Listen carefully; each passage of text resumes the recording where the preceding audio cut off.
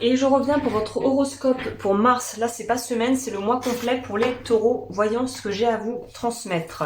Ça, c'est la carte conseil qu'on garde pour plus tard. On va commencer par prendre votre énergie avec ça, puis le tarot et ça. Lâcher prise et purification.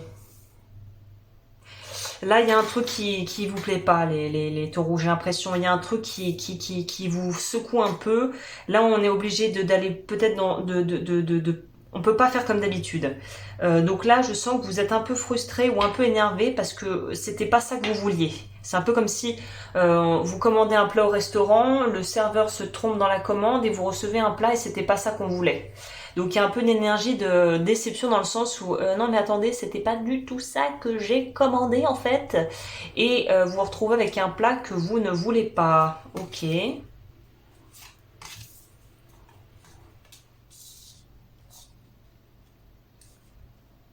Voilà. C'est comme le dicton, comme le dit le dicton, l'enfer est pavé de bonnes intentions. Alors vous, c'est vraiment la couleur du mois, c'est-à-dire que on va peut-être vouloir en fait faire des choses en prenant l'initiative et en pensant bien faire, ou peut-être que vous pourriez avoir cette approche auprès de gens autour de vous en voulant prendre l'initiative et en pensant bien faire.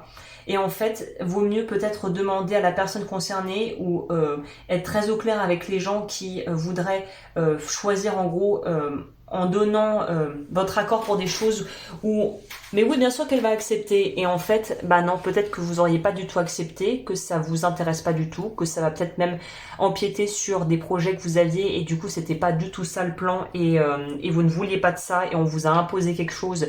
Du coup il y a un petit peu un espèce de petit micmac là parce que bah du coup c'est bien gentil mais on bah je nous ai inscrit. Ouais, mais en fait, moi, j'avais pas du tout envie d'y aller. Voilà, c'est ce genre d'énergie. On vous impose ou vous allez vouloir peut-être prendre des initiatives en partant évidemment sans intention de nuire, en partant d'un très bon sentiment. Mais c'était pas du tout ce que vous vouliez ou ce que la personne en face voudra.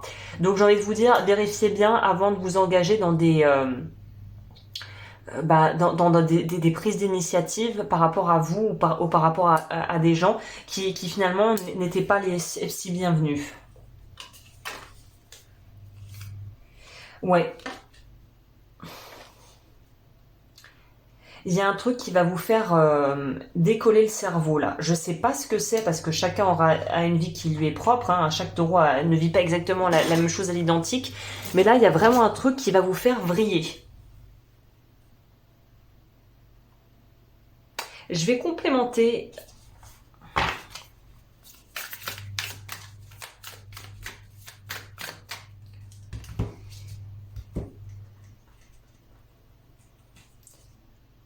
Je vous dis, c'est par rapport à quelque chose où on veut prendre l'initiative, on veut changer les choses et on veut le faire de façon tellement drastique, soudaine et finalement pas du tout dans votre tempérament qui est plutôt dans l'analyse, prendre son temps. Bon, c'est pas non plus la Vierge qui peut passer des années à faire ses analyses, mais c'est vous allez vouloir ne prenez pas d'initiative sans vous être concerté au préalable avec les personnes que ça engage. C'est mon conseil pour vous du mois, clairement.